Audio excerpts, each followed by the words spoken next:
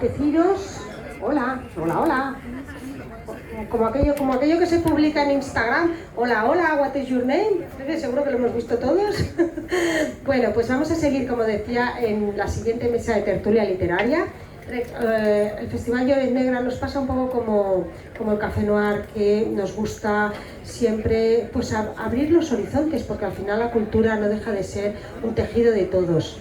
Entonces, desde aquí agradecer también de nuevo a Manela Vilés y deciros también que está también con nosotros, que también se ha querido sumar y caminar con nosotros y nosotros con ellos, con la Ana María Cantarero, que es la alcaldesa del Pedregoso. Es un festival que se realiza en una comarca preciosa, preciosa, que todos conocemos, de La Mancha y de nuestro grandioso Quijote de la Mancha. Y recordaros que el 20 al 23 de octubre, que ya os lo iremos diciendo, ellos celebran también un festival magnífico, maravilloso y estupendo, que se llama El Quijote Negro y Histórico. Ahora vamos a seguir. Recordaros también, uy, cuántas cosas, que todos aquellos que por la tarde se queden después de comer y les apetezca visitar los jardines de Santa Clotilde, en el Hotel Roger de Flor, después de comer podéis preguntar por Joaquín Martín, que lo tenemos ahí escondido, pero está allí, o sea, y por mí, o por cualquier persona, por Roger, por Kira, en fin, por cualquier persona, que tenemos las entradas, por supuesto, claro, gratuitas, a los jardines de Santa Clotilde, pues, a través de turismo, que también se suman al festival. Ahora vamos a continuar a esta siguiente mesa de tertulia literaria. Agradecer a Cristina Manresa, Ernesto Mayo. Ellos siempre han caminado junto a nosotros desde los inicios, desde esa criatura chiquitita que avanzaba. Con ellos os dejo con La mente del criminal y bueno, Cristina es comisaria de los Mossos d'Esquadra. Bueno, muchos ya la conocéis. Ella además tiene una riqueza, y como digo yo siempre, no solo en su profesionalidad, sino en ese valor humano, en esa calidez, en esa cercanía, pero sobre todo también en esa mirada que nos va a desgranar ahora en esta mesa de tertulia literaria. Hace un trabajo de fondo, sobre todo con la juventud, con los chavales que empujan, con los chavales que también intenta, como decía ayer Víctor Amela, también poner buenas notas al que se lo merece, por supuesto que sí. Y Ernesto Mayo, una pluma reconocida, un referente dentro de la novela negra. Él además ha llevado el Festival Buenos Aires Negro, que poca broma. Es una mirada, como os diría yo, bueno, ella ya os presentará, es una mirada observadora al límite. Aquí donde parece que no... lo recoge todo y luego lo escribe. Pues con ellos, con La mente del criminal, vamos a continuar en esta última mesa de tertulia literaria. Gracias.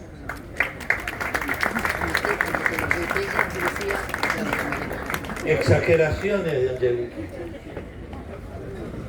Buen día, buenos días y muchas gracias por estar aquí con este sol que hace y este paisaje perfecto. A mí me encanta siempre que me den algún escritor o alguien para poderlo interrogar, porque bueno, siempre está bien. Y interrogar a Ernesto no es fácil, pero lo vamos a intentar. Entonces, vamos a hablar sobre la sociedad y el crimen. Ante todo quiero ver un abogado. ¿Hay un abogado? Claro, seguro. Varias. Entonces, vamos a los inicios. El crimen, Ernesto, ha sido siempre una fuente de preocupación. Yo creo que desde el principio de los tiempos, desde los griegos. Cuéntanos un poco por qué nos atrae tanto el crimen, por qué el crimen es fuente de preocupación. Bueno, es fuente de preocupación y también fuente de ocupación. Tenemos mucha gente que se dedica al crimen y vive del crimen y hace del crimen su medio de vida. El crimen está aquí, está presente, está acá entre nosotros.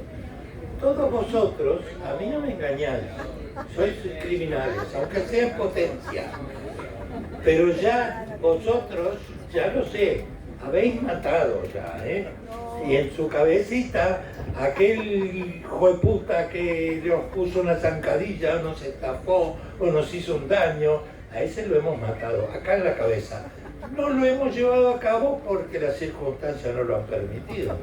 Pero lo que quiero decir que así como que está presente en cada uno de nosotros, también está presente en la sociedad. Nosotros tratamos de vivir en la sociedad, en la legalidad, en hacer las cosas bien, pagar las multas, pagar los impuestos, todo eso porque hay leyes que nos obligan. Pero paralelamente existe otra sociedad, que es la sociedad del crimen, que convive con nosotros, que está a nuestro lado, camina con nosotros, anda todo el tiempo. Y uno puede decir, papá, yo no estoy interesado en el crimen. Pues tú no estarás interesado en el crimen, pero el crimen está interesado en ti y te está vigilando, y está viendo todo lo que haces, lo que mueves, a ver cuándo te distraes para darte el zarpazo. Entonces, claro que es una preocupación, porque tenemos que estar muy atentos y muy alertas. La sociedad española es una sociedad bastante tranquila, bastante pacífica, en comparación con otras, donde el crimen está más vivo y más activo y más agresivo. Porque tú crees que diferentes sociedades tienen o dan diferentes tipos de criminales. Absolutamente. Tomemos por ejemplo el caso de los asesinos seriales. El asesino serial es más común en las sociedades industrializadas que en las que no. ¿Por qué? Bueno, porque producen neveras en serie, coches en serie, teléfonos en serie y asesinos en serie. Es parte de la misma. El micro, por favor. ¿Perdón? Acércate al micro, por favor. ¿Es una orden? Bueno, si quieres que te escuchen bien, sí. Vale. ¿Qué decía? Las sociedades producen diferentes tipos de criminales. Vale.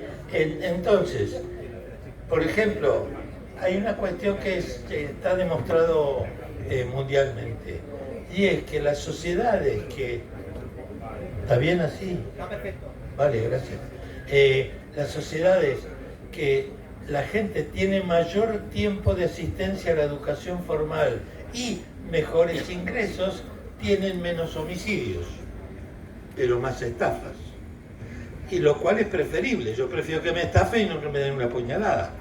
Entonces, ¿qué pasa? Siempre hay un componente criminal que está presente. Lo que pasa es que se expresa en distintas sociedades, como tú decías, de distintas maneras. El robo, el atentado a la propiedad privada es uno de los crímenes, es el más común de todos los crímenes. Entonces, tu personaje, Kuklinski, es un personaje, es un asesino serial. Sí. Sin contarnos el libro, ¿por qué te sentiste tan atraído por este personaje? ¿Y Bueno, qué características tiene él o un psicópata? Bueno, Kuklinski fue, porque es un personaje que existió, murió ya en la cárcel, pero fue un personaje que mató por placer a más de 100 personas. Y en ese momento lo detecta la mafia y dice, oiga, ¿usted qué es tan bueno con esto de matar gente? Porque no mata para nosotros y le pagamos. Y entonces puso a matar para las 5 familias mafiosas de Estados Unidos y se hizo muy, muy rico. Mientras tanto mantenía una esposa, tres hijos y vivía una vida aparentemente normal, ¿no? Lo que me atrajo de él fue su inteligencia, porque era un hombre sumamente inteligente, muy astuto, muy fuerte, una fuerza descomunal y además genéticamente incapaz de sentir miedo. No sentía miedo ni asco por nada. Esta combinación en una sociedad tan belicosa, tan agresiva como la norteamericana, fue una mezcla explosiva, ¿no? Porque todos los psicópatas son inteligentes. No, pero se necesita ser un poco inteligente para ser psicópata. ¿Y todos los psicópatas matan? No. ¿Tú crees que aquí podría ser que hubiera algún psicópata? Calma, hay unos cuantos, ¿no es cierto? No, no se escondan, que yo ya sé que están ahí, pero no los voy a señalar. No, sí, un gerente de una empresa, un presidente de una empresa, un político importante, Un cirujano, los cirujanos. un cirujano. En general el psicópata es el que hace actuar a los demás. Entonces, los jefes, los gerentes, etcétera, hacen actuar a sus empleados y para eso los tienen que psicopatear, como se dice. Como por ejemplo, tú ponte la camiseta de la empresa. ¿Y qué quiere decir ponte la camiseta de la empresa? Trabaja horas extras que no te pagamos, denme las vacaciones, dedícate a esto, bla, bla, bla. Eso es psicopatía. Kuklinski, en una entrevista que le hicieron, que tú a veces has nombrado, él explica por qué él llega a ser un psicópata que mata. Porque se nace psicópata, forma parte de la cultura. Cuéntanos un poco su trayectoria. Ahí hay dos cuestiones. Está lo que uno trae al mundo como carga genética, como herencia genética, y lo que uno adquiere de la familia y la sociedad en la que vive. Kuklinski nace con estas condiciones que hablamos, ¿no? Fuerza descomunal, inteligencia, astucia e incapacidad para sentir miedo. Y el que define un poco esta cuestión es el doctor Dieter Park, que fue quien lo entrevistó varias veces en la cárcel.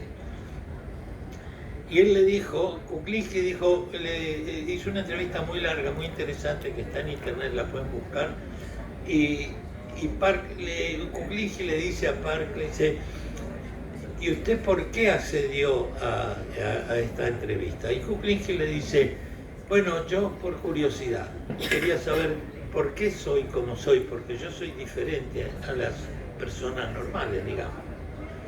Y entonces Park le dijo, muy bien, vamos a dar vuelta a la mesa, usted pregúnteme lo que quiera y yo le responderé. Entonces le dice, hay muchas personas que nacen con esta característica de no tenerle miedo a nada. Pero si esas personas son tratadas con respeto, con amor, con consideración, se vuelven en personas útiles para la sociedad. Pilotos de prueba, desarmadores de bombas, practicantes de deporte de riesgo. Sí, paracaidistas, ¿no? Sí. ¿Perdón? Paracaidistas. Paracaidistas. Entonces, estas personas pueden desarrollar eso y ser útiles para la sociedad. Ahora, si esa persona es tratada sin respeto, con violencia, con falta de amor, con falta de contención, entonces esa carencia de amor se llena de odio y devuelven ese odio a la sociedad, a sus familiares, a quien se les ponga tiro, ¿no? Entonces, esta es la cuestión y yo creo que de esto trata la novela, es de las horribles consecuencias de ser tratado con violencia, con falta de respeto, con abuso en la infancia. ¿De qué más trata la novela? ¿Para qué utilizas tú ese personaje? Bueno, yo no lo utilizo, yo lo que trato es de narrarlo, de contar cómo son los mecanismos por los cuales, sus mecanismos psicológicos. A mí me interesa mucho cómo el funcionamiento de la mente. Y entonces lo que se describe aquí es una manera de pensar, de concebir el mundo, de ver a la sociedad de una manera muy diferente a la cual la vemos las personas normales. Normal es una Bueno, palabra. normales. Bueno, normal Sí, ¿no? es un término muy tramposo, pero bueno. No, entonces, bueno, no, que contabas en esta novela, pero en tus novelas, ¿qué otros temas tratas? Bueno, mis novelas en general están ubicadas en un momento histórico preciso, con un segundo plano muy investigado y muy desarrollado. Es decir, lo que pasa en el segundo plano es realidad. Después en el primer plano yo pongo mi ficción. Pero esto también es un recurso de escritor, ¿no? Si el segundo plano está bien y es creíble y verosímil y fundamentado, en el primer plano puedes poner lo que quieras. Hay un ejemplo que cito siempre, que es la película de Superman.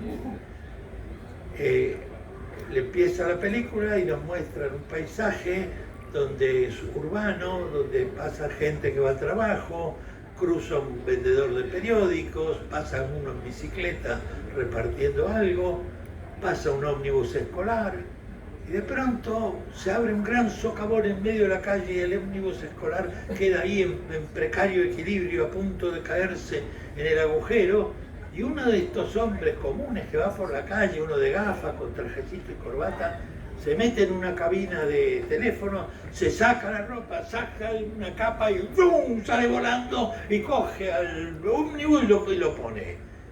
Y lo aceptamos. ¿Por qué? Porque el truco fue que al principio nos situaron en el mundo ordinario que todos conocemos y dijo, bueno, esto lo conozco, listo, me acomodo, me pongo tranquilo, y ahí te mete a Superman, que es un tío que vuela. Entonces, este es el valor del segundo plano. Mi segundo plano es siempre un momento histórico preciso, ya sea en Argentina o la mayor parte de mi novela transcurre en la ciudad de Buenos Aires, donde viví la mayor parte de mi vida, y que además es una ciudad especial es muy especial para escribir novelas. Hemos dicho que diferentes sociedades dan diferentes tipos de criminales. Entonces, los tiempos también dan otro tipo de criminalidad. ¿Los tiempos que quieres? Los momentos. Es decir, en la historia había un tipo de crímenes, ahora, hoy en día, ¿qué tipo de criminales o de crímenes se cometen? ¿Son diferentes a crímenes anteriores? Bueno, yo creo que los crímenes son más o menos siempre lo mismo, porque las motivaciones siempre lo mismo. En una época había una característica que era, incluso hasta podía ser lo contrario de agravante de una pena Atenuante, un agravante y atenuante. Sí, que era el crimen pasional. Un tío llegaba a la casa, encontraba a la mujer en la cama con otro tío y lo mataba a los dos. Y era un arrebato de pasión y hasta podía salir libre. Eso por suerte ya no sucede. Y de paso, un pequeño chiste que es, entra José a su casa y encuentra a la mujer con un tío en la cama. Y dice, Pepa, ¿qué está haciendo este hombre en mi cama? Y dice, maravilla, Paco, maravilla. Aparte de eso, sí, con el tiempo lo que cambia son las tipologías, pero no los crímenes. Bueno, la tipología y los medios. Sí, claro, la ciberdelincuencia que ahora está a la orden del día, pues años atrás existía. De hecho, en el cos de Mossos d'Esquadra, con la última reestructuración que se hizo, se creó una comisaría TIC que investiga los delitos, los ciberdelitos. Y cada vez más hay policías en la calle patrullando, haciendo prevención y reacción, pero también muchos detrás de los ordenadores investigando pues delitos de estafas, pederastia y crimen organizado. Como bien ha dicho, lo que cambian son los medios, las armas que se utilizan o los mecanismos. Pero quiero subrayar esto, todos los crímenes son crímenes pasionales. ¿Por qué se mata? ¿Por celos? A ver, que lo diga, ¿por qué se mata? ¿Por qué mata a la gente? Por dinero, por dinero, celos. ¿Ambición? ¿Qué más? Por poder. Sexo. ¿Por sexo? No, no se mata por sexo. Ted Bundy. Ted Bundy. No, eso es otra historia. ¿Por placer? Sí. Por placer. Dime. Todos nosotros, según de circunstancias que vamos, podemos Hoy no se oye nada. Tú estabas aquí al principio. Acaba de llegar. Ya lo dijimos eso. A ver, Vale, por ambición, pero por fíjense placer, que por dinero. Que todos son pasiones, ambición, codicia, celos, venganza, todas son pasiones. Porque el ser humano es un ser pasional. Y en la lucha entre la pasión y la razón, siempre triunfa la pasión. Siempre. Y estábamos diciendo que ¿por qué mata la gente? No, y en cada momento histórico, los crímenes que se cometen, o en cada momento histórico o temporal. Por ejemplo, en pandemia, que todos estábamos encerrados, en teoría no tendría que haber habido ningún crimen. También en Barcelona se detuvo a un asesino serial. ¿A quién mataba? A los únicos que estaban en la calle, que eran pues la gente sense sostre, las personas que dormían en la calle. Aprovechaba las noches y buscaba a ese tipo de personas y mataba a ese tipo de personas, porque no había nadie más. Entonces cada momento histórico tiene, ¿no?, su pero momento ahora, en este momento, estamos asistiendo a un fenómeno que es bastante novedoso. Y es que los criminales ahora gobiernan. Si tenemos, por ejemplo, a Donald Trump, tiene 36 condenas por defraudación. 36. Si lo tenemos, por ejemplo, a Milei, que en Argentina está acusado de no sé cuántos delitos de defraudación, estafa, no sé qué, junto con los secuaces que lo secundan. Y estos son psicópatas también, pero además son sumamente ambiciosos, porque todo lo hacen por poder, por acumulación de poder. Y hay una herramienta que tú decías que es casi criminal, que son las redes sociales. Las redes sociales permiten a esta gente manipular elecciones y ganar elecciones, con lo cual hacen algo que Milei lo dijo expresamente, es destruir la democracia desde adentro. La poca democracia que teníamos está siendo destruida. La desinformación es un problema. Sí, y no lo peor es que no tenemos con qué reemplazarla. No hemos inventado ningún sistema político superador, mejor que la democracia. Y la democracia es una mierda como está funcionando. Estamos jodidos. Entonces, ¿qué se debería hacer? ¿Qué se debe hacer para combatir esto en las redes sociales, con los medios de comunicación que tenemos? La cosa más vieja del mundo, resistir.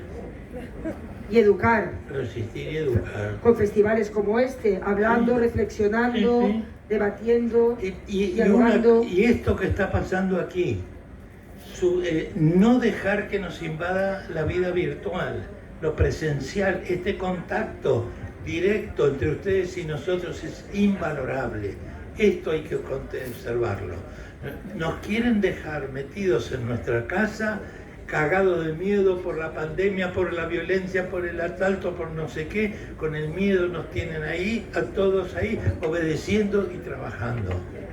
No, hay que salir a la calle, hay que ser responsable, que sobre todo la gente joven, que lamentablemente no veo muchos representantes. Claro, eso es lo que yo iba a decir. Sí, mira, allí ustedes dos, claro. No, y allí que está mi sobrino, Y tu sobrino, León, claro, qué bien. Pero sí. Hay esperanza. Que son los que van a heredar este futuro.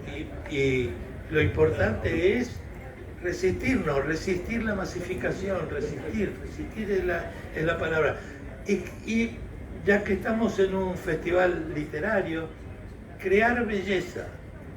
Es tan feo lo que proponen Trump o Milei o Netanyahu, es tan jodido que debemos contrarrestarlo creando belleza, creando vínculos, creando asociaciones, creando cercanía con los otros seres humanos. Muy bien, muy bien. El otro día también leía que se están abriendo muchas librerías y que cada vez más gente joven ya lee papel o lee el libro electrónico, pero que se están creando clubes de lectura también para gente joven. Bueno, al final lo de antes es posible que acabe volviendo, que estemos yendo para después retroceder. Ojalá, ¿no? Sí, pero yo, digamos, con lo de que retroceder implicaría pensar que estamos avanzando. No, retroceder para avanzar, sí, no, retroceder en pensamiento, que también está pasando. Tema de violencias machistas, ¿no? Pensamientos más extremistas, sí, es verdad. Sí, es necesario desacelerar la economía, desacelerar el consumo, desacelerar las relaciones de trabajo. Hay que tener más tiempo de ocio, más tiempo de pensamiento, más tiempo de libertad, menos plástico, menos tarjeta de crédito. Es a través de las tarjetas de crédito y los teléfonos que nos controlan y nos dominan. Menos Algoritmos, ¿no? Menos algoritmos. Menos es más. Esto nunca fue tan cierto como lo es en este momento. Y hay que leer. El libro libera. Esto es una verdad antiquísima. El libro libera.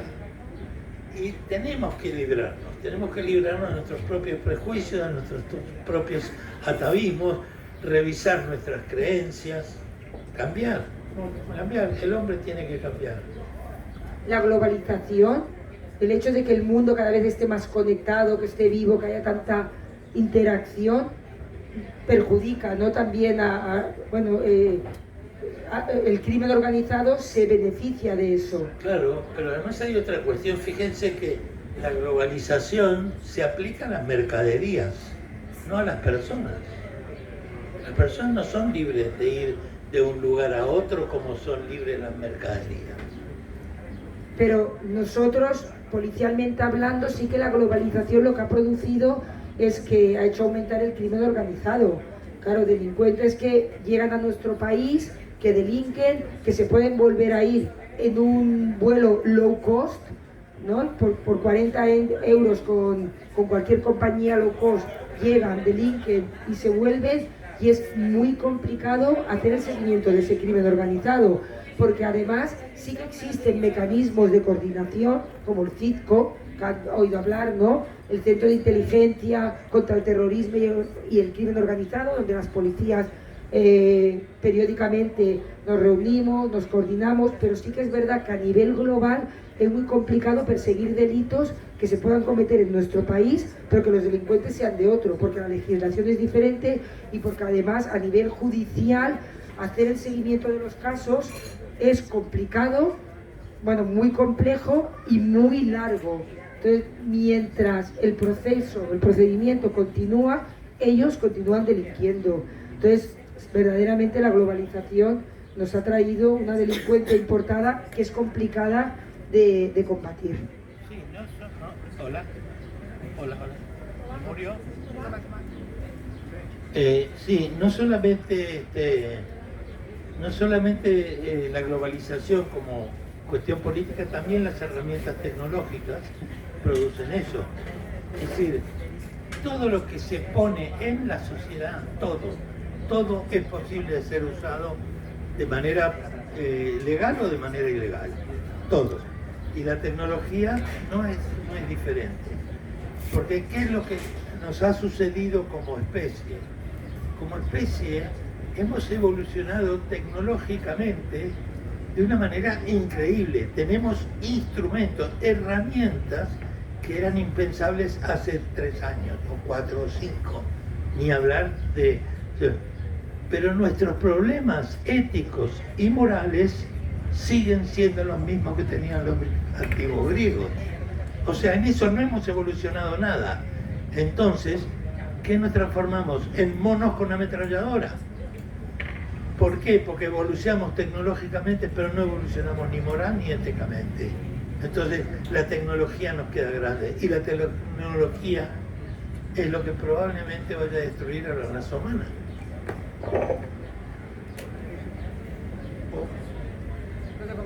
Ah, perdón. No, continúa. No, ya había hecho un punto ahí para que... Había hecho el punto dramático. Me lo arruina el micrófono. No, el micrófono no. Otra de las preguntas que quería, el mito de la erradicación del crimen. La gente quiere riesgo cero y el riesgo cero no existe. Entonces, ¿el crimen se puede erradicar? Ahí entran los políticos. Si me votan a mí, voy a erradicar el crimen, voy a echar a todos estos indeseables que se han metido en nuestra sociedad y el crimen va a desaparecer. Mentira. Todo es mentira. Esto es esta es una constante que hay que tener en cuenta.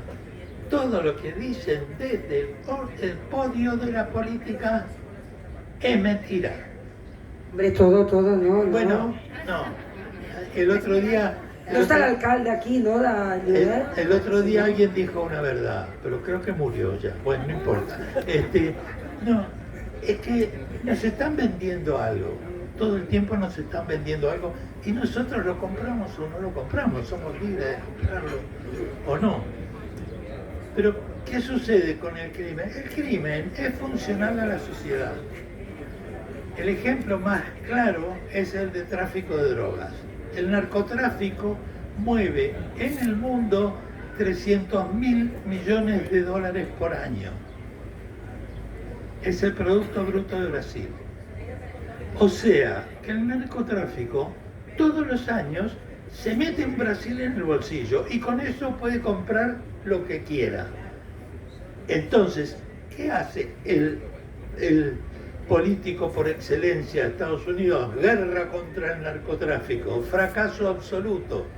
¿Por qué? Porque dicen que van contra los productores, que son esos mexicanos o colombianos sudorosos que cultivan la coca. Mentira. Los verdaderos criminales están dentro de Estados Unidos, que consume el 80% de la cocaína que se produce en el mundo se consume en Estados Unidos. Y la mayor parte de ese dinero que da esa droga queda en el lugar de consumo.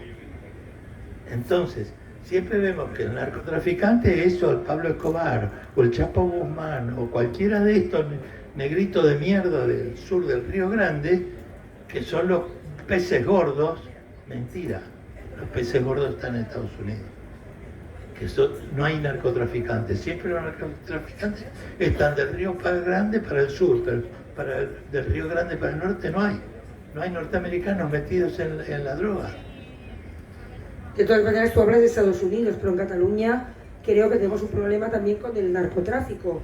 Nos hemos convertido en un país de cultivo de marihuana y eso tiene unas consecuencias bastante graves, porque como decía Ernesto, al final la droga compra voluntades de policías, voluntades a nivel judicial. Hay alrededor de lo que sería la droga y el narcotráfico, hay un negocio negro, oscuro, armas de fuego.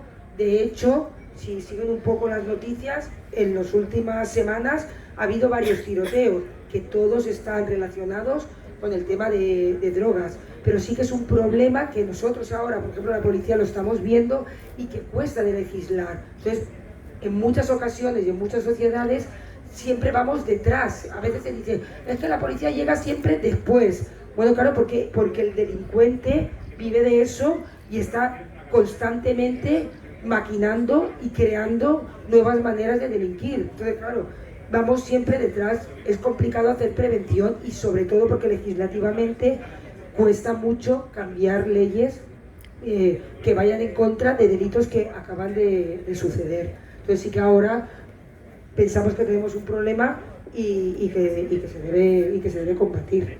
Sí, absolutamente. Ahora, ¿cuál es la manera de combatirlo? El problema de la droga.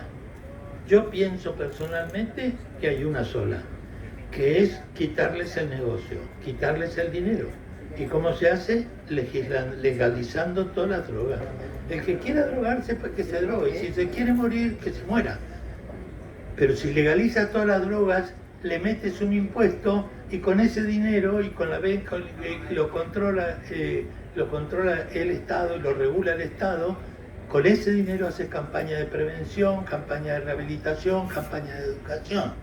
Pero no va a haber ningún gobierno, no sé si están de acuerdo, que en los 4 años de legislatura, ningún gobierno ni va a legalizar las drogas ni va a legalizar la prostitución, porque son dos grandes temas, al menos con mi experiencia de más de 35 años, ¿no? En el cuerpo, que han pasado muchos políticos, dicen, pero claro, es que en 4 años, primero que no les da tiempo, después que otros partidos políticos aprovecharían eso, ¿no? Para hacer oposición y para cargar. Son temas que son muy complicados. Sí, estamos como especie en un cuello de botella. Tenemos muchos problemas y muy pocas soluciones. Y muy poca voluntad política de solucionarlo, con un sistema, con los sistemas de las democracias occidentales en franco declive. ¿Qué hacemos? Más allá de la justicia y de la represión, ¿qué hacemos? Buena pregunta. Educación, educación, educación, educación y educación. Eso es lo que hay que hacer. Educar a la gente, que la gente esté despierta, que esté consciente, que aprenda a leer entre líneas, que aprenda a diferenciar la verdad de la mentira. Estamos en un momento donde los políticos más poderosos del mundo están negando la realidad, están diciendo lo contrario de lo que es real. Y las personas estamos viviendo en una ilusión, en una mentira globalizada. Y no vemos la realidad. Y esto solamente se cura con educación. Esta es la única arma que tenemos, la educación. A mí me gustaría, si el público quiere hacer alguna pregunta, queréis intervenir, queréis hacer alguna reflexión sobre lo que comenta Ernesto, sobre lo que nos diga Andaban. Hola. Yo os quería preguntar, habéis hablado de la importancia del contexto histórico, social. Entonces ahora nos vemos ante un nuevo fenómeno, que es la inteligencia artificial. Tú has hablado, Cristina, de las unidades de ciberdelincuencia. ¿Cómo puede llegar a cambiar el mundo del crimen la inteligencia artificial? No tanto como puede llegar a cambiar la persecución desde los cuerpos policiales, porque me puedo imaginar cómo se puede utilizar la IA para descubrir, para indagar, pero al revés, porque no me lo imagino, cómo pueden aprovechar los delincuentes la inteligencia artificial para delinquir más y mejor. Bueno, no es futuro, ella es presente. O sea, que la inteligencia artificial ya está ahí detrás, está haciendo muchísimo daño con engaño, claro, haciéndose pasar. Mira, el otro día mi madre, que está aquí delante, que me llama y me dice, ¿se te ha roto el móvil o no sé qué? ¿Se te ha mojado el móvil? Digo, no, mamá, no. La habían trucado o le habían enviado un WhatsApp, mamá, que se me ha estropeado el móvil, que si me puedes mandar, eso está a la orden del día. Bueno, tenemos muchísimos delitos en las charchas, ¿no? A través de internet, de compras. Claro, la gente mayor entra, no sabe, la engañan constantemente. Hay muchísimo, tenemos un índice elevadísimo ya de delitos a través de la inteligencia artificial y estafas a través de internet. Bueno, haciendo mucha pedagogía, explicando mucho y haciendo muchísima pedagogía. La gente se cree que cuando entra en el entorno virtual está como seguro y estás tan expuesto como si estuvieras en un parking de noche, tú solo. Claro, y eso la gente aún no hemos hecho ese clic, no lo vemos. Pero bueno, con mucha prevención, mucha pedagogía y mucha educación. Un tema importante que está relacionado con lo que se anda, hay que tener cuidado con las mentiras. Las mentiras llegan todo el tiempo, por internet, por cosas de alguien que... ¿Por qué? Porque tienen información para llegar a nosotros. Entonces, saben cómo se llama tu hijo. Entonces te dicen, llaman por teléfono y te dicen, acá tenemos a Juancito, que si no nos dan tanto dinero le cortamos la garganta. Y Juancito no está ahí. Pero ellos saben que existe Juancito y saben que es tu hijo. Entonces, desconfiar sobre todo de todas las cosas que llegan por el mail, por internet, por el WhatsApp, por el teléfono, todas las ofertas tentadoras, desconfiar. Hay mucha mentira, hay mucho engaño. Y nos dice, clique aquí en el link y le daremos no sé qué cosa. Y está la estafa que sigue, yo no puedo creer que siga existiendo, la de los 250 euros. Usted invierta 250 euros y tendrá una renta de 5.000 euros por vida. ¿A quién se le puede ocurrir que eso puede ser cierto? Pero hay gente que pica, hay gente que cae. ¿Por qué? Porque mediante la inteligencia artificial pueden mandar ese mensaje a 5 millones de personas. Y hay 5 millones, si no encuentras un tonto, es porque estás en otro planeta. Claro, alguien cae, pero no caer en eso. Aquel viejo dicho, cuando la limosna es grande, hasta el santo desconfía. Desconfiar y desconfiar. ¿Había una pregunta por ahí? Hola, yo. Hola. Es para Ernesto. Tú que eres argentino y has vivido, como has dicho, gran parte de tu vida en Buenos Aires y ahora ya llevas muchos años viviendo en Barcelona, a nivel de seguridad, lo digo también porque es una manera de que estemos informados que vivir en ciudades grandes siempre es complejo, que nuestra ciudad no es única, pero ¿cuál sería tu comparativa entre la seguridad o la inseguridad Buenos Aires versus Barcelona? Bueno, si la comparas, Barcelona es una ciudad súper segura. Súper segura. En Buenos Aires hay barrios a los cuales no puedes entrar, no puedes ir, no puedes ni pasar cerca.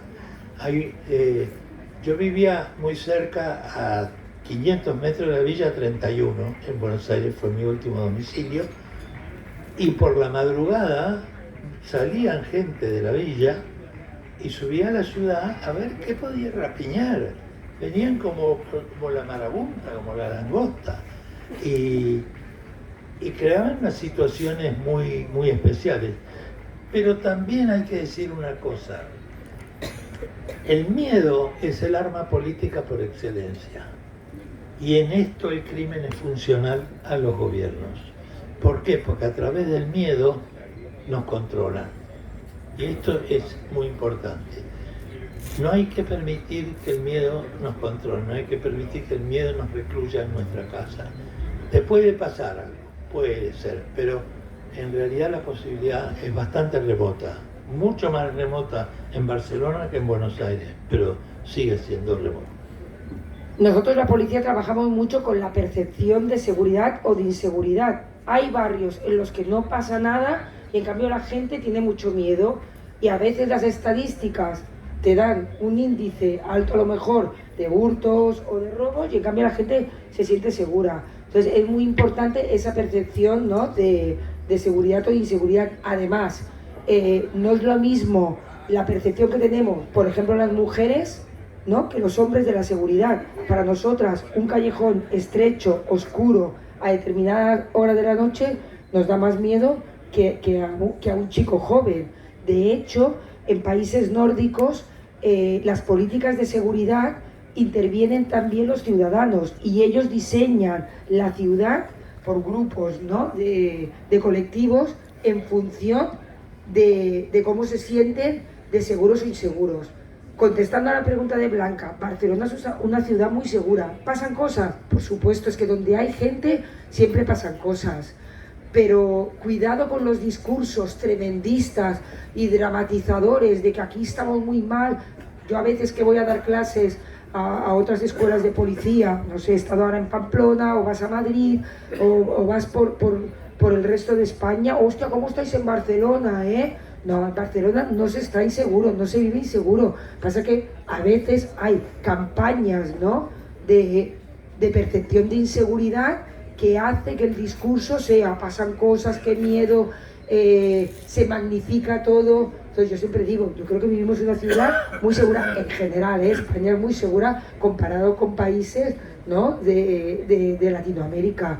Pero sí que es verdad que un cierto riesgo existe y que la delincuencia no desaparece. Que a veces la gente dice, que se vayan del barrio. Sí, sí, se van del barrio, pero acabas desplazando. Cuando tú haces un operativo en el centro de Barcelona, estás desplazando a otros barrios o a otras comarcas. Entonces, bueno, una cierta cuota de inseguridad o de delincuencia nos toca a todos.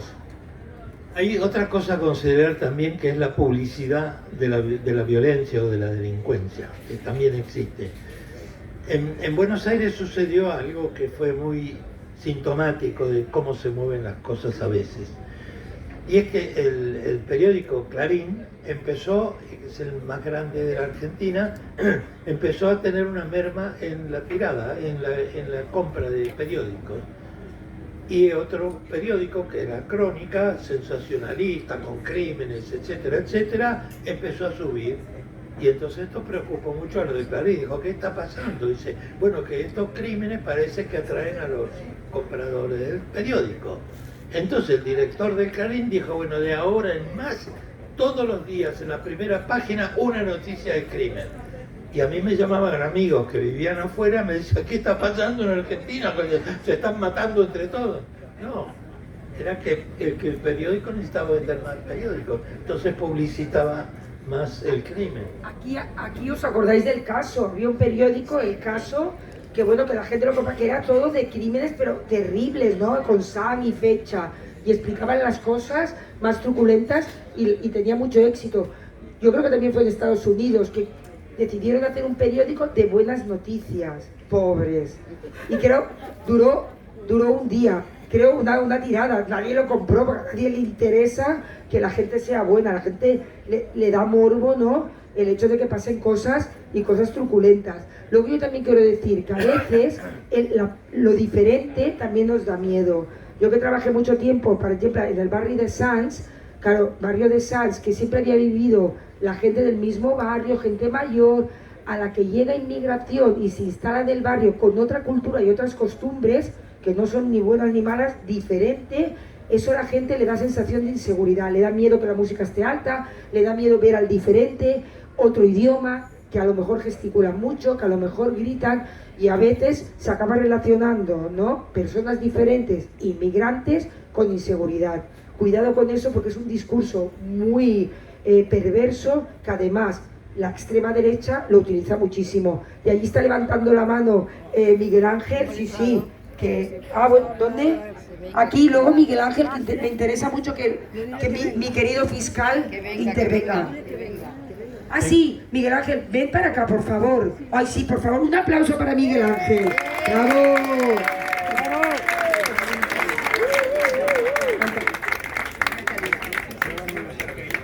Sí. Escribe sobre esto. Me ha tocado Miguel Ángel. Aquí. Nada. Altísimo.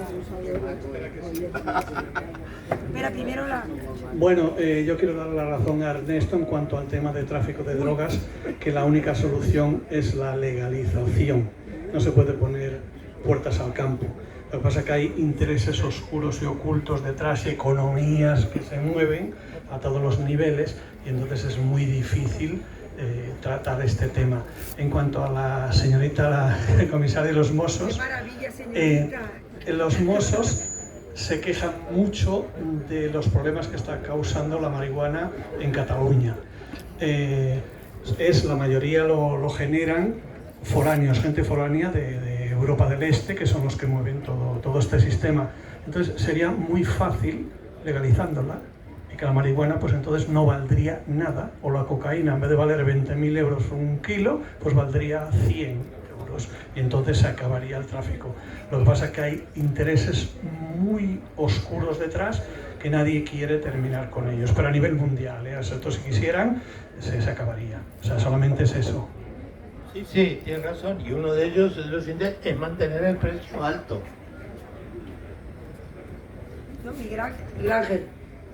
Preséntate, que a lo mejor lo conoce todo el mundo, pero... Sí, bueno, soy Miguel Ángel, ya me conocéis, Miguel Ángel Aguilar, y llevo en esta etapa profesional, pues me encargo de los delitos de odio. Y quería directamente relacionar lo que habéis estado hablando de todas estas campañas de crear una sensación, porque es una sensación de inseguridad colectiva, que es una campaña ideológica.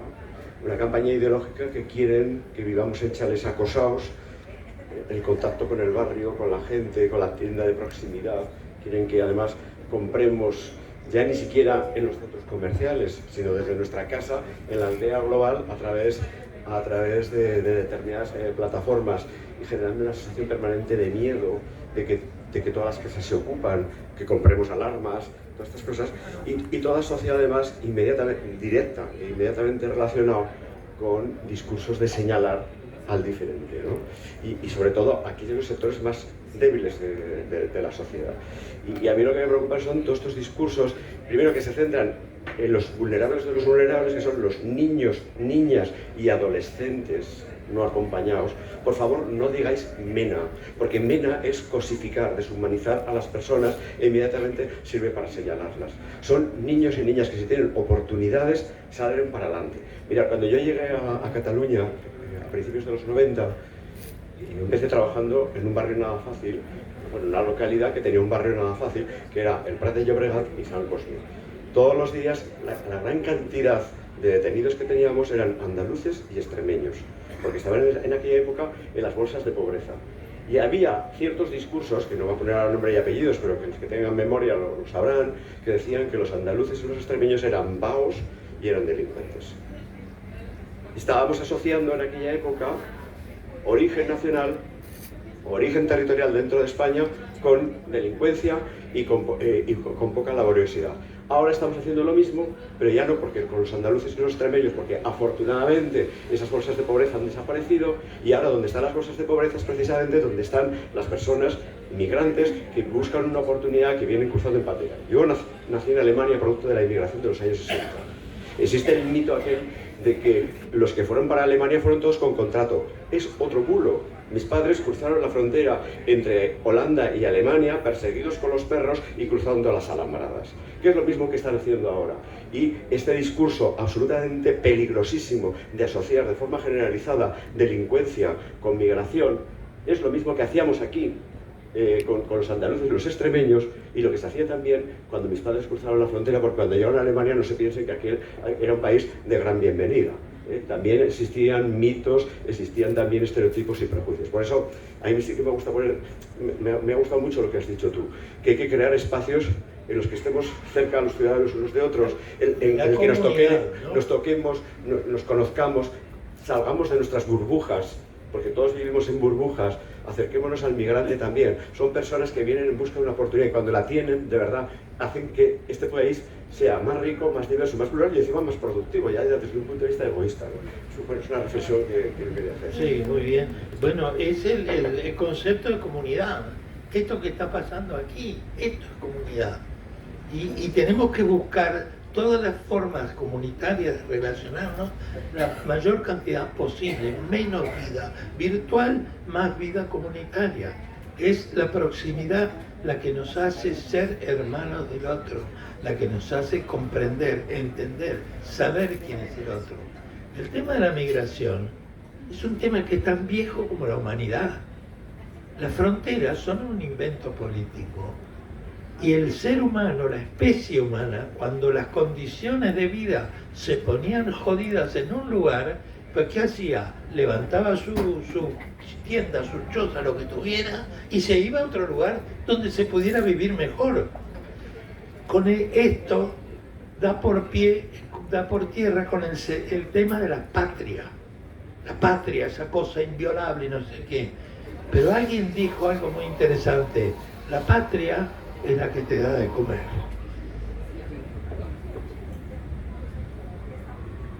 ¿Más preguntas?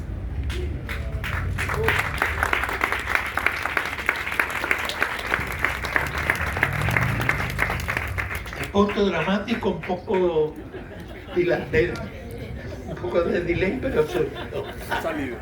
¿Alguien más? ¿Una pregunta? No, ¿qué van a preguntar si ya les hemos dado todas las soluciones? Está aquí Miguel Ángel también. Bueno, y si no nos quedamos por aquí, ¿no? Tomando alguna cosita y comentando con el público. ¿Cómo vamos de hora?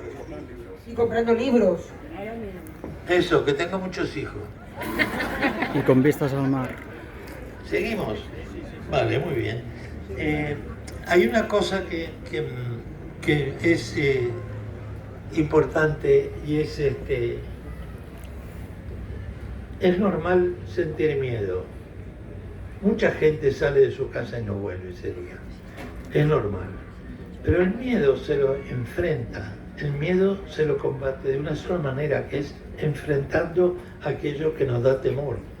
Yo siempre digo, hay dos clases de cobardes, los que corren para adelante y los que corren por atrás. No tener miedo no es bueno, Kuklinski lo demuestra. Pero tener miedo y que te paralice tampoco. Y esto es lo que tenemos que evitar, la parálisis, la comunicación remota.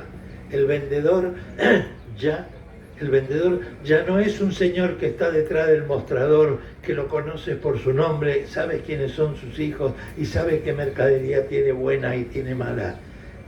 El vendedor ahora es un robot que no sabemos dónde está, ni dónde viene, ni de dónde nos va a mandar y qué nos van a mandar.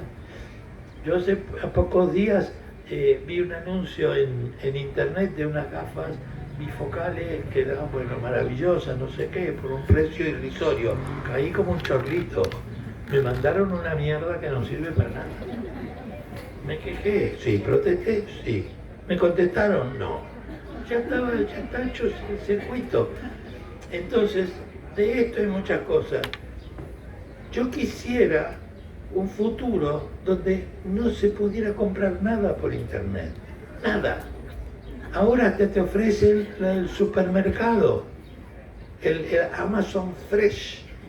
Pero fíjense el tamaño de la mentira. Amazon Fresh, ¿qué fresh? No es fresco nada, no puede ser. Entonces, toda esta cuestión, yo sé que son molinos de viento, pero bueno. Yo creo que esto aún no va a parar. Mirar China, por ejemplo, muchas personas mayores ya tienen como cuidadores robots, y no hace mucho creo que hicieron una maratón que era toda de robots, y la fiesta de fin de año eran robots, y la gente flipa, alucina y les encanta. O sea, cuidado porque... Y aquí tengo a las amigas de mi hermana que lo compran todo por internet. O sea, chicas, a ver. Pero a nivel policial también, no es lo mismo, se ha avanzado mucho. Sí, también es verdad que las... Telefonizar es una herramienta fantástica si en buenas manos. Sí, es verdad. La educación... Lo has dicho, en buenas manos. En buenas manos, sí que es verdad que policialmente no nos ha están servido. en buenas manos. ¿Sabes en manos de quién están? Están en manos de un señor que se llama Jeff Bezos, un crápula que apoya a Donald Trump, la guerra con Irak y todo lo que tú quieras. No hay buenas manos. Sí que es verdad que sí, todo, claro, evidentemente, ¿no? El progreso también ha servido para lo bueno. Bueno, también a principios del siglo XX se decía que el coche iba a ser el ocaso del ser humano, ¿no? Porque íbamos a morir todos atropellados. No solo eso, perdona. Se decía también que el cuerpo humano no podía viajar a una velocidad mayor de 50 kilómetros por hora. Eso pasó aquí muy cerca. En 1848, la primera línea férrea entre Barcelona y Mataró, se decía que el ser humano a ver si podría resistir la velocidad del tren, ¿no? Quiere decir, pero verdad que la circulación más o menos, tenemos accidentes de tráfico, pero hubo que poner un código, ¿no? Yo creo que la necesidad de regular, o sea, el problema, yo creo hoy de las plataformas de redes sociales o de las plataformas de adquisición de bienes y servicios, hay que ponerle una regulación, y una regulación que escapa ya a lo que puede hacer un Estado a título individual, porque esto sí que es más que nunca la aldea global.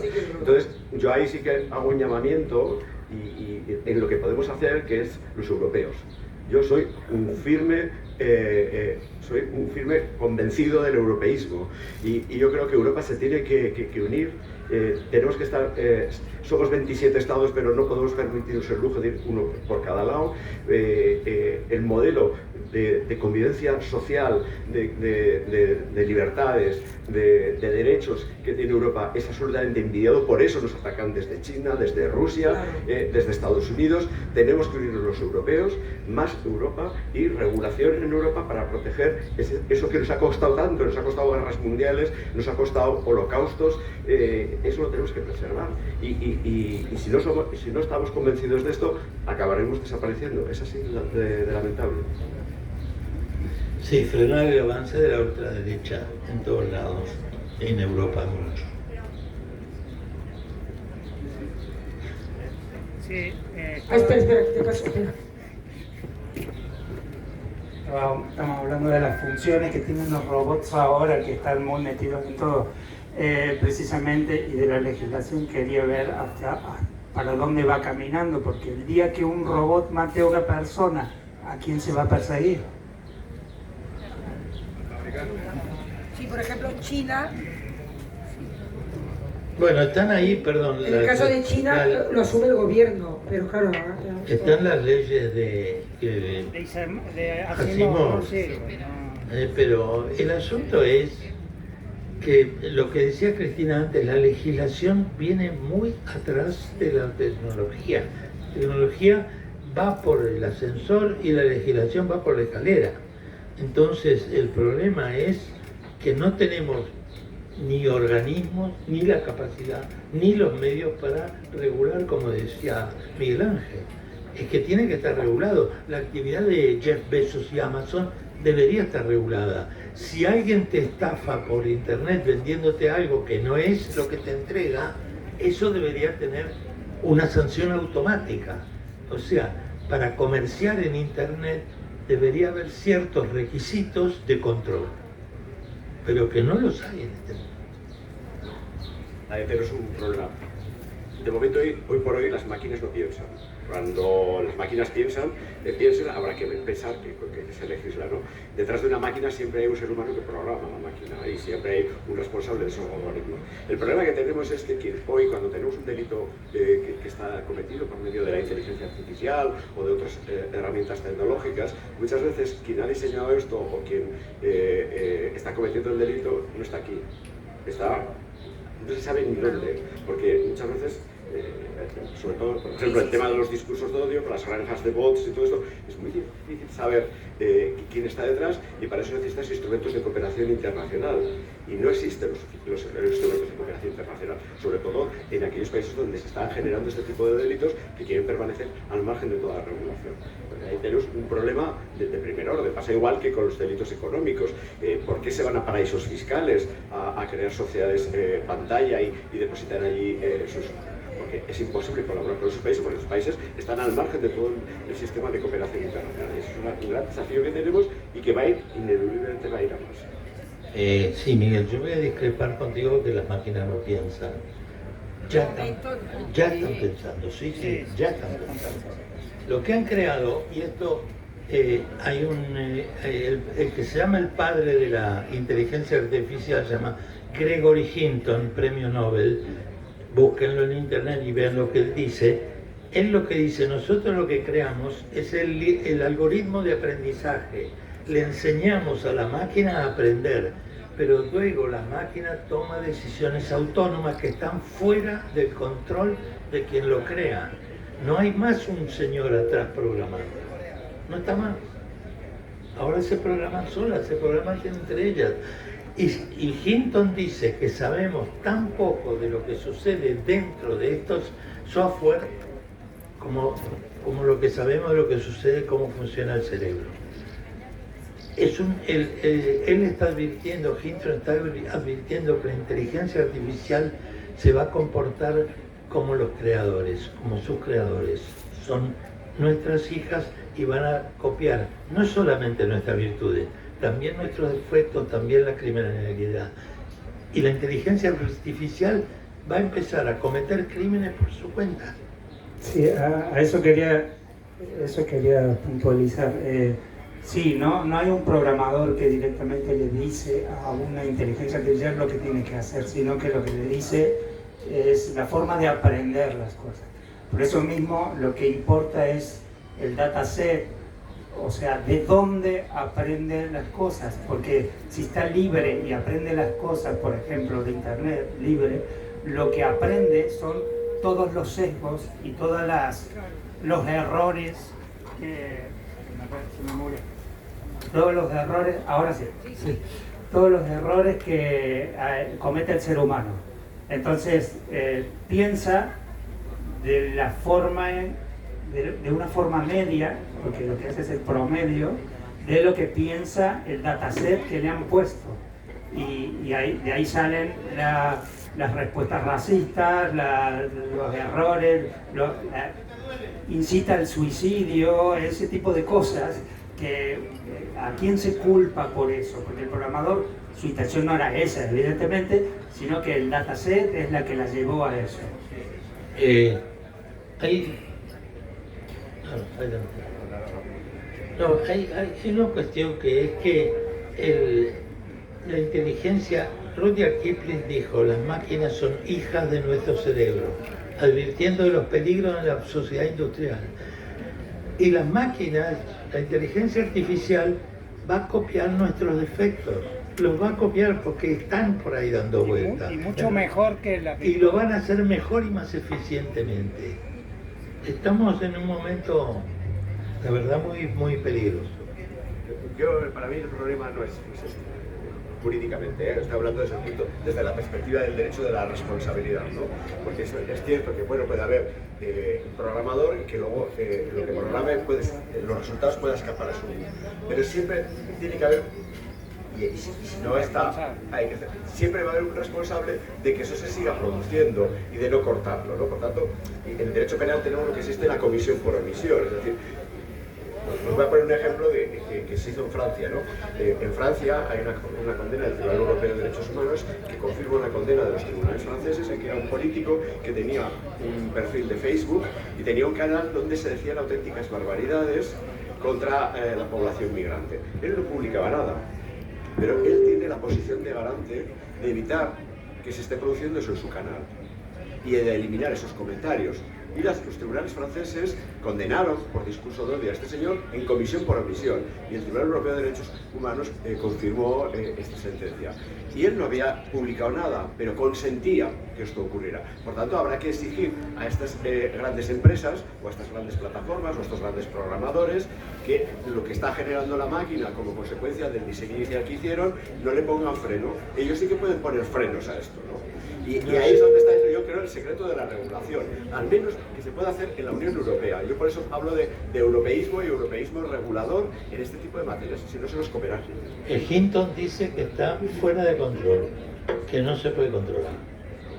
Que el avance y los próximos 2-3 años, el avance de la inteligencia artificial va a ser tan brutal y tan independiente de lo que la haya programado, porque ellos lo que hicieron fue el algoritmo de aprendizaje, pero después no le dijeron lo que tenía que aprender o lo que tenía, no tiene esos límites.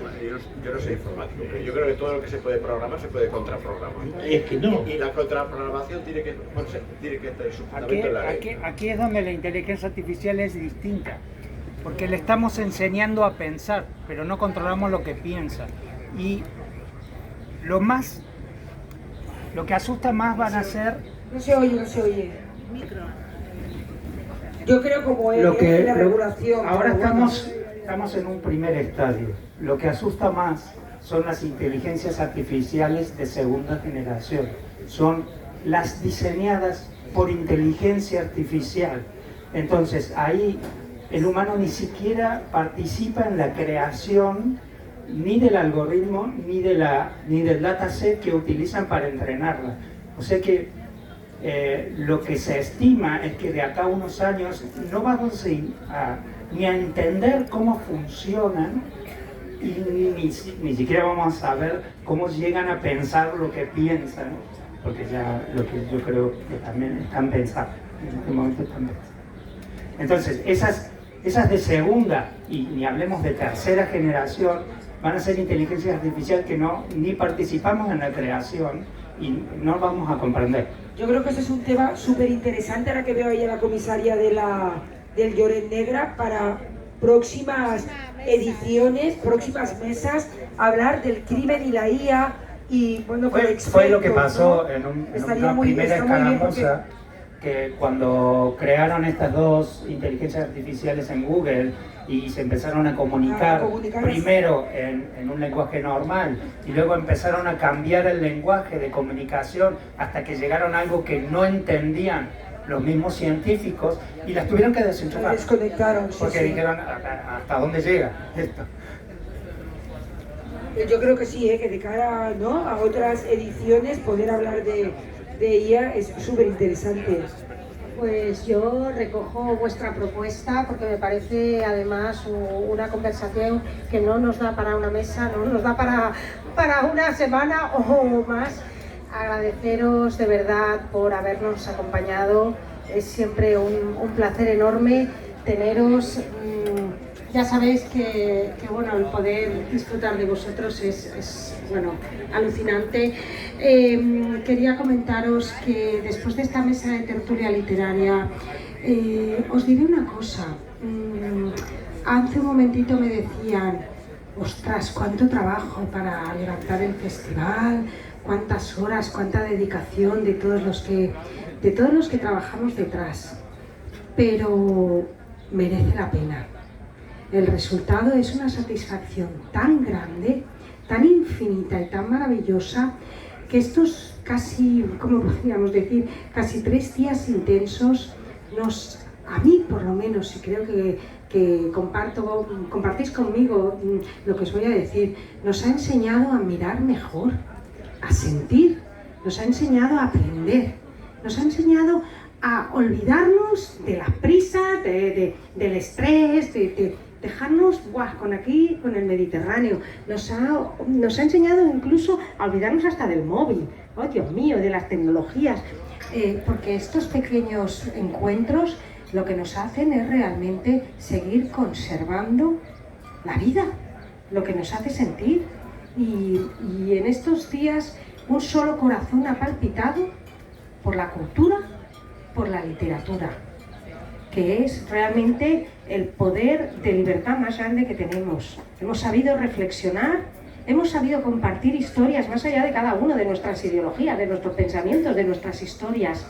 Y eso es lo que le hace la grandeza a este festival, lo que le hace crecer, lo que le hace llegar a estos 9 años. El año que viene son 10 años de festival, en septiembre repetimos, y desde luego con esta mesa que ya he tomado nota ahí clarísima. Agradeceros a todos, por favor, me gustaría que viniera, pues eso, ahora Ernesto Mayo tiene ahí sus libros que vamos a firmar, pero antes de, porque luego ya nos vamos a liar a todos, me gustaría que viniera, pues eso, un segundo, Tomás, Joaquín, mi madre, Roge, Kira, Mario, Bea, a ver, por favor, hacedme caso, nunca me hacen caso, os lo digo de verdad. Peranglada, Virginia, no me hacen caso, mira, y Virginia, bueno, la primera, venga, la primera, vamos, matrícula de honor, a ella le vamos a dar matrícula de honor. Joaquín ni se ha levantado, por favor, caballero, levántese y acérquese. Nada, déjate de corriente. A ver, mi madre, porque si mi madre no viene aquí no se mueve ni... A ver, Roge, dejad un momento todo. Kira, por favor, dejadlo todo un segundo. Mario, Bea.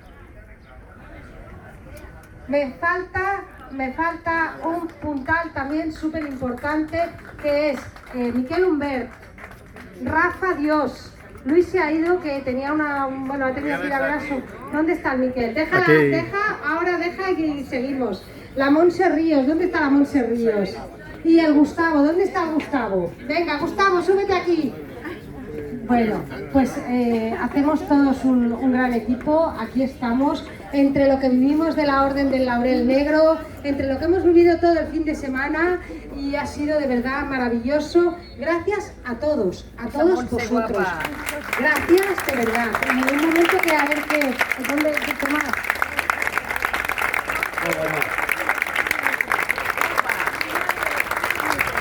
Otro año más que agradecemos que... Somos activistas culturales. Que vienen todos los años y que, bueno, por ustedes es que lo hacemos, aparte por gusto, evidentemente. ¿La Sole? ¿Dónde está? ¿O sea, no la tienda? Ah, vale. No, hasta el día que os hagamos pagar y todo vaya a esperar. A ver, muchas gracias por venir. Hoy no, por favor. Muchas gracias por venir. A mí esto no. Muchísimas gracias por venir. Os quiero a todos. Os espero la próxima vez. Y